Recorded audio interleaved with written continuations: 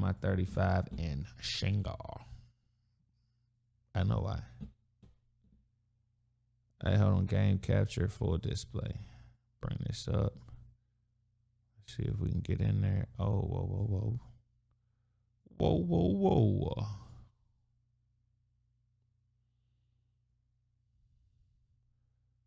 I don't mind bringing that up some more.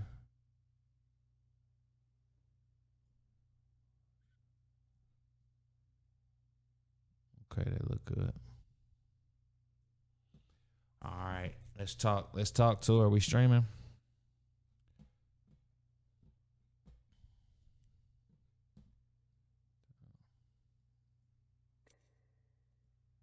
Mess my whole shit up over here. So what I'm trying to do, guys, if y'all probably can't see, I'm trying to record this in Twitch form, you know, in real form while I react to it. That's what I like to do. Don't always work, but if it can work, I'll make it work. Newton's law. If it can happen, it will happen. All right, let's go. That's the best I'm gonna get.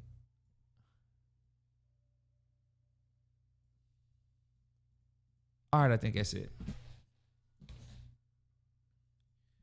Now, shorty say, why is she 35 and still single? Let's see what she talking about. Why am I 35 and still single? I feel like this is an epidemic in the world. You have so many awesome women that are just out here looking for a good partner. I cannot stand dating websites. Me and my cousin, who is about 9.5 years younger than me, downloaded Hinge on a pop the balloon night just for fun. And when I say matched with a few people, but literally deleted it within 48 hours because I just couldn't deal. Like, I need to connect with someone in person. I need to see what your vibe is. I can't just connect with you based off of surface level things or, you know, little tidbits and facts that you're probably lying about. Yeah.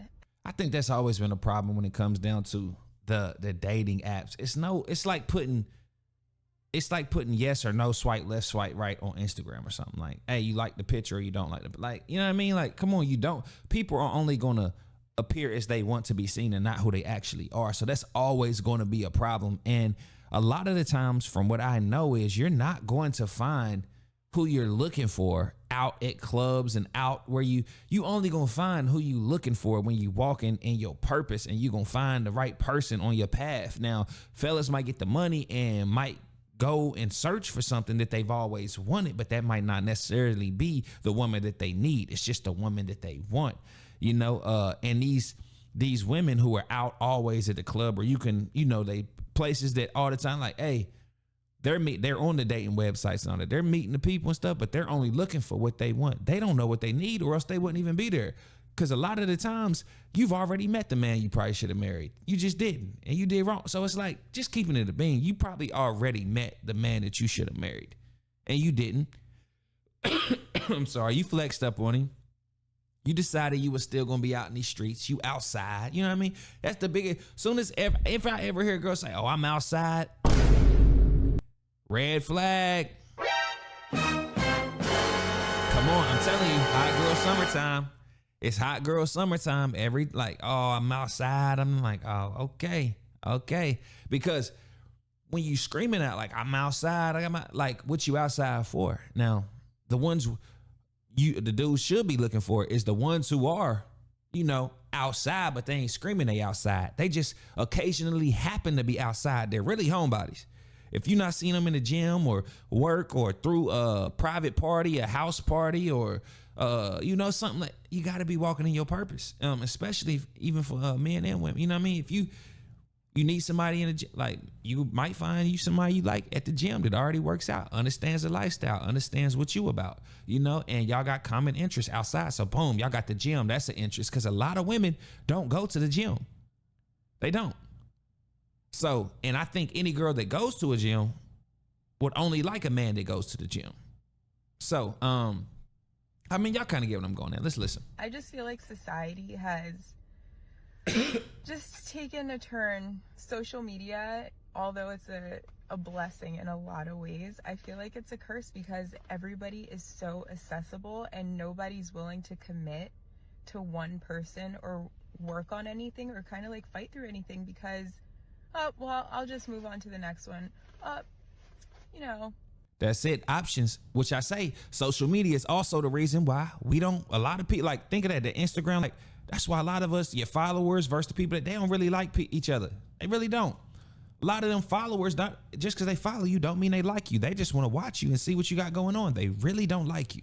And I'm not speaking for all of them, but most in majority, Instagram has become a platform where you showcase how better you are than everybody else, how much better you look than everybody else. And I know that might not be the intent, but overall, that's how it's received to the person who's scrolling through the timeline and seeing you being successful, seeing you, comparing your life to their. It's no other way to take that. That's an energy that is that cannot be, avoided. You cannot back out of this one, shy away. No, it is what it is, even though if you don't like it. Here's a woman who doesn't have her standards as high or, will turn a blind eye to certain things.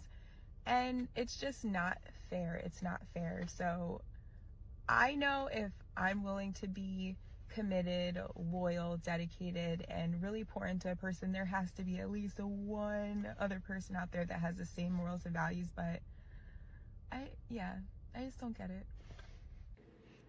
How do I deal with emetophobia? Gosh, can I say this is one of the biggest triggers for me, being anxious. And I try to do some research on it and see like what the cures were and stuff like that. And people say, oh, exposure therapy, or, they say it's a symptom of like OCD, I guess. But again, I'm not a medical professional. I don't know. But what has helped me dealing with my emetophobia and being a mom, my mom is a huge help. Stuff like that doesn't bother her, so I'm so grateful to be able to call on her to help me if my son is sick, because I don't want him to not be able to be comforted in the way he should when he's not well, because my mom was there for me when I used to get sick, and I would love to be there for him in that capacity. I ain't gonna lie, this gotta be one of the dumbest words I ever heard, but it is more than likely real. Emetophobia is a phobia that causes overwhelming, intense anxiety pertaining to vomit. The specific phobia can also include subcategories of what causes the anxiety, including fear of vomiting, being vomited on, or seeing others vomit. So basically, this whole disease is around throwing up. Oh shit. Yeah. Okay. You what? Capacity. But I know my range and my limitations, so. Like I said, I'm very grateful. My mom just takes over when she can, when my son is sick.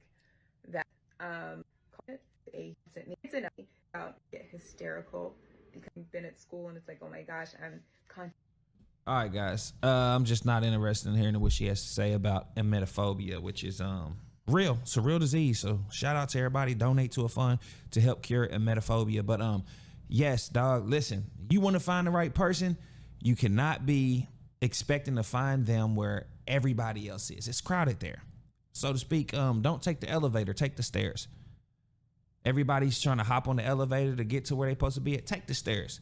Person you probably need, probably on the stairs too. Y'all see, like, hey, it's crowded over there. This is where we trying to be. I swear, like, if I was to design a dating app, man, I'd tell you, I'd be matchmaking everybody everywhere. But it have to come with a list of things you would no longer do too. Like, you know what I mean? Like, these are bad habits. There's you putting yourself in a vulnerable environment to where you are almost 9 times out of 10 going to fail. 9 times out of 10. I know where I should not be at a certain amount of time in the night. I know where if I get in front of this food, I know I'm going to eat it. I don't care if it's 11, 1 o'clock in the morning, knowing I'm not supposed to eat this before I go to sleep because I'm going to get heartburn or something. If you put it in front of me, I'll dabble in that shit. You know what I mean? Come on, knock it off. I'm telling you. But yeah, Ruffle Fellas TV, let me know what y'all think. Sorry, here we go.